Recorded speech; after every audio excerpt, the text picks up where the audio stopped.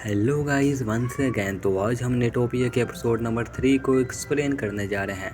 तो विदाउट है कि ये हम चलते हैं इसके एपिसोड नंबर 3 की एक्सप्लेनेशन की तरफ। Let's go. हमने पिछले एपिसोड में देखा था कि शेफ एक कांच के दरवाजे को पकड़कर खड़ा होता है जिसके दूसरी तरफ काफ़ी ज़्यादा ज़ॉम्बीज होते हैं। और अब आगे एपिसोड की स्टार्टिंग में हम देखते हैं कि वो शेफ अभी भी कांच के दरवाजे को पकड़कर खड़ा होता है और कांच टूटने वाला होता है। और तभी वहाँ पर ली आ जाता है। ली अपने साथ एक टेबल लेकर आया होता है और उस टेबल पर आग लगाकर उन ज़ॉम्बीज की तरफ फेंक देता है और आग की वजह से होटल का सिक्योरिटी सिस्टम चालू हो जाता है और पानी आने लगता है जिससे वो आग बुझ जाती है और ज़ॉम्बीज उनके पीछे लग जाते हैं और वो ज़ॉम्बी से बचते बचाए सीढ़ियों वाली जगह पर आ जाते हैं और दरवाजे को बंद कर देते हैं जिसके दूसरी तरफ काफ़ी ज़्यादा ज़ॉम्बीज होते हैं। और हम देखते हैं कि स्टेम शेफ की तबीयत भी खराब हो रही होती है और वो सभी लोग सीढ़ियों से ऊपर जाने लगते हैं। और दूसरी तरफ हमें योंजू और उसका मैनेजर दिखाया जाता है जो कि पुलिस स्टेशन के बाहर होते हैं। और तभी वहाँ पर योंजू को एलेक्स दिखाई देता है और वो उनके पास आ जाता है। एलेक्स उनको बताता है कि पुलिस स्टेशन में कोई भी नहीं है। योंजू एलेक्स को वहीं पर रुकने के लिए कहती है। योंजू एलेक्स से पूछती है कि यहाँ पर इतनी शांति क्यों है। एलेक्स उनको बताता है कि ज़ॉम्बी सॉन्ग की वजह से अट्रैक्ट होते हैं। एलेक्स उनको उनका फोन बंद करने के लिए कहता है जिस पर मैनेजर कहता है कि मेरा फोन तो पहले ही चोरी हो गया। और यहाँ पे योंजू अपने फोन से ली को मैसेज करती है और फिर अपने फोन को बंद कर देती है।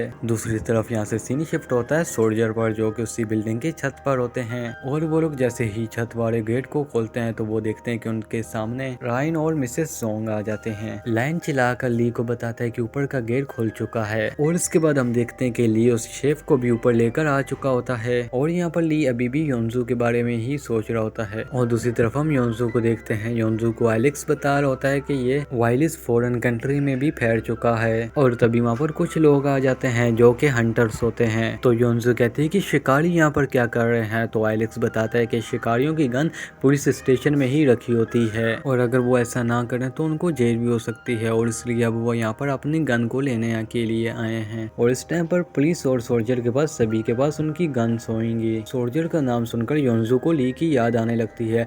फिर यहाँ से सीन शिफ्ट होता है ली पर जिसका अफसर उस पर गुस्सा हो रहा होता है क्योंकि वो यहाँ पर सिविलियन को लेकर आया होता है और ये अलाउड नहीं होता है। तो तब ली अपने सीनियर से कहता है कि ये स्टैम्प बॉर्डर नहीं है और अब मुझे अपना फ़ोन भी दे दो आप। तो उसका सीनियर उससे मना कर देता है पर सोजोन उससे कहती है कि हमें इस टाइम पर अपनी फैमिली से बात करने की ज़रूरत है। लेकिन वो उससे कहते हैं कि तुम यहाँ पर क्या कर रही हो क्योंकि सिविलियंस का यहाँ पर आना मना है। और तभी उन्हें किसी चीज़ की ज़ोर से आवाज़ सुनाई देती है और उन्हें देखने पर पता चलता है कि ज़ॉम्बीज़ ऊपर की तरफ आ रहे हैं और उन्होंने नीचे का गेट भी तोड़ दिया होता है। लेकिन वो ज़ॉम्बीज़ के ऊपर आने से पहले ही वो ऊपर का गेट बंद कर देते हैं। और यहाँ पर हम शेफ को देखते हैं जो कि अजीब सा बिहेव कर रहा होता है। लैनू कह रहा होता है कि ये सब ज़ॉम्बीज़ हैं लेकिन उसका सीनियर ये मानने से मना कर देता है और कहता है कि तुम मुझे बेवकूफ़ नहीं बना सकते। पर सुजुन उस सोल्जर से कहती है कि आपको क्या लगता है कि आप मजाक कर रहे हैं, आप मेरे कपड़ों को तो देखिए। और तब हम शेफ को देखते हैं जो कि ज़मीन पर गिर जाता है और फिर ज़ॉम्बी बनकर खड़ा हो जाता है। ये देखकर सभी लोग उससे लड़ाई करना स्टार्ट कर देते हैं पर वो एक बंदे को चाक मार देता है। और दूसरी तरफ हम योंजू और उसके साथियों को देखते हैं लेकिन तभी पुलिस स्टेशन के अंदर से ज़ॉम्बीज़ निकलना स्टार्ट हो जाते हैं और पीछे से हंटर भी आ जाते हैं और वो शूट करने लगते हैं मतलब कि वो ज़ॉम्बीज़ को मारने लगते हैं। लेकिन योंजू एलेक्स और मैनेजर वहां से भाग जाते हैं। और दूसरी तरफ हमें लैनू को दिखाया जाता है जो कि शेफ के सर में एक रोए का राड मारता है और तब उसका ऑफिसर उससे गुस्सा होने लगता है। तो तब ली उसके सामने आ जाता है। ली अपने सीनियर को कहता है कि हमें इनको मारना ही पड़ेगा नहीं तो वो हमको मार डालेंगे।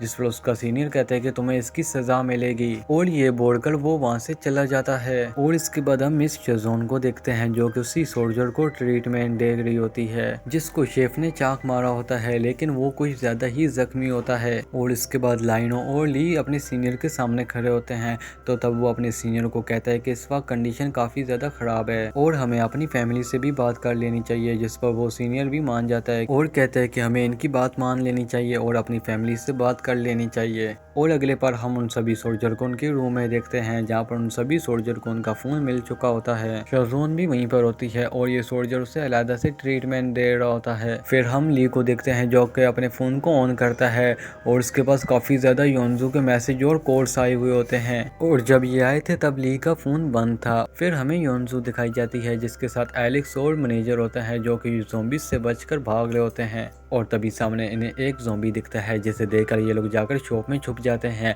तभी योंजू कहती है कि अगर आज हमारे साथ एलेक्स नहीं होता तो हमारा क्या होता आज। और ये सुनकर मैनेजर कहता है कि आज मैं भी तुम्हारे साथ ही था। और फिर मैनेजर योंजू के कंधे पर हाथ रखता है, लेकिन योंजू उसके हाथ को अपने कंधे से हटा देती है। फिर वो जाकर एक कैसेट टेप को उठा लेती है और कहती है कि ये ली की फेवरेट एल्बम है। मैनेजर उससे पूछते हैं कि ये तुमको पता है कि ये क्या है, जिस पर योंजू कहती है कि हाँ मुझे पता है, ये एक कैसेट टेप है। अच्छा तो तुमको पता है। फिर योंजू इस कैसेट टेप को देखने लगती है और फिर हमें पास का सीन दिखाया जाता है, जहाँ पर योंजू और ली एक एक्सक्रीम शो पर काम कर रहे होते हैं। वहाँ पर यही सॉन्ग चल रहा होता है, जिस पर योंजू ली से पूछती है कि तुम हमेशा यही सॉन्ग क्यों सुनते रहते हो। और ली कहते हैं कि ये मेरा फेवरेट है। तो ली योंजू से कहता है कि तुम भी इससे गाओ ना। तो योंजू भी गाने लगती है और इस वक्त पर वो दोनों बहुत ज्यादा खुश होते हैं। फिर हम प्रेजेंट में आ जाते हैं, जहाँ पर योंजू उस कैसेट के बदले में पैसे रख देती है। फिर उसका मैनेजर कहता है कि तुमको क्या पता है कि वो जिंदा होगा। शॉप का हुनर, जिस पर योंजू कहती है कि अगर हमने इसके पैसे नहीं दिए तो ये तो चोरी कराएगी। और दूसरी तरफ हम ली को देखते हैं, जो कि योंजू को फोन कर रहा होता है और वो बहुत ज्यादा परेशान भी होता है। और ली के बाद जितने भी लोग होते हैं वो सभी अपने फैमिली मेंबर से बात कर रहे होते हैं। और दूसरी तरफ शनजोन को ये बंदा ट्रीटमेंट दे रहा होता है और ये कहता है कि क्या तुम अपने बॉयफ्रेंड से बात कर रही थी, जिस पर वो कहता है कि नहीं मैं अपने भाई से बात कर रही थी। और ये बंदा ये सुनकर बहुत ज्यादा खुश हो जाता है। फिर शनजोन कहती है कि तुम मुझको मिस शनजोन क्यों बुला रहे हो।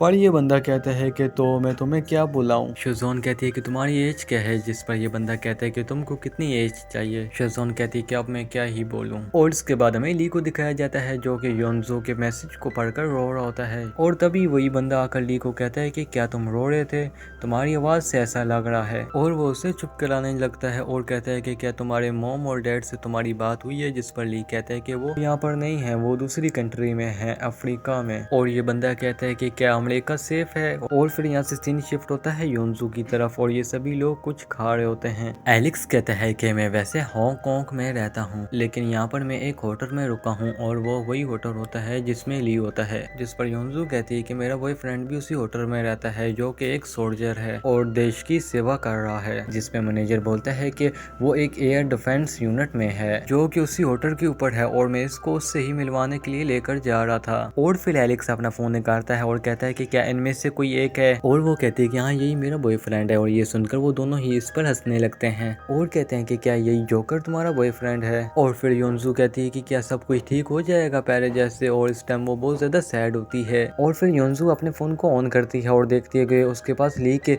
मैसेजेस और कॉल्स आए हुए हैं। और वो ये देखकर रोने लगती है। मैसेजेस में ली ये कह रहा होता है कि तुम जहाँ भी रहो तो अच्छे से रहना और मुझे अपनी लोकेशन शेयर कर देना ताकि मैं तुम्हें लेने के लिए आ जाऊँ। योंजू एलेक्स और मैनेजर को बताती है कि वो ठीक है, जिस पर वो कहते हैं कि हमने तो बोला ही था कि वो ठीक होगा। और योंजू ली को कॉल करने लगती है, लेकिन सर्विस ना होने की वजह से कॉल नहीं लगता। और योंजू कहती है कि मैं अब यहाँ से जा रही हूँ। तो तब एलेक्स उससे रोकता है और कहता है कि हम भी तुम्हारे साथ चलेंगे। तो योंजू एलेक्स से पूछती है कि तुम वहाँ पर क्यों जा रहे हो, जिस पर एलेक्स कहता है कि मेरी कार उस होटल के नीचे ही खड़ी है और हम दोनों साथ ही चलेंगे। फिर एलेक्स मैनेजर से पूछते हैं कि क्या तुम हमारे साथ चल रहे हो। और दूसरी तरफ हम सोल्जर को देखते हैं, जिनके पास ज्यादा खाना नहीं होता, जिस पर मिस शनजोन उनसे कहती है कि ये तो बहुत कम खाना है। और फिर हम देखते हैं कि जिस जगह पर वो लोग बैठे होते हैं वहाँ की लाइट चली जाती है। और जब भी लाइट आती है तो हम देखते हैं कि रैनो अपनी नाक में उंगली डालकर बैठा होता है, जिसे देखकर उसका सीनियर उससे गुस्सा होता है। फिर रैनो अपने फोन में देखकर ली को बताता है कि हमारे फोन की नेटवर्क्स नहीं आ रहे।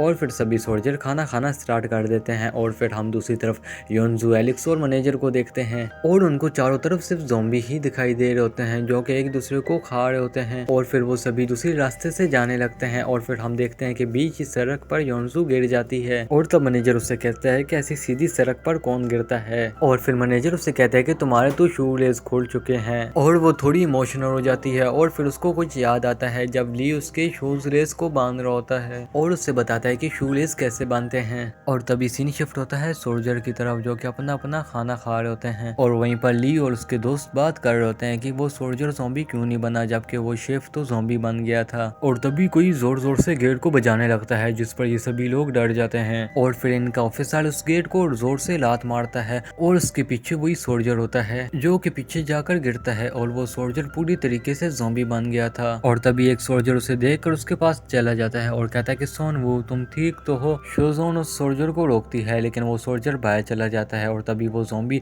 उस सोल्जर के सर में काट लेता है और तभी उनका सीनियर गन लेकर आता है और उस ज़ॉम्बी के ऊपर फायर करने लगता है, लेकिन इसको कुछ नहीं हो रहा होता। और इसी के साथ ये एपिसोड भी यहीं पर एंड होता है। और अगर आपको ये एपिसोड पसंद आया है तो हमें कमेंट में लाजमी बताना और अब हम आपको मिलेंगे इसके नेक्स्ट एपिसोड में। तब तक के लिए गुड बाय।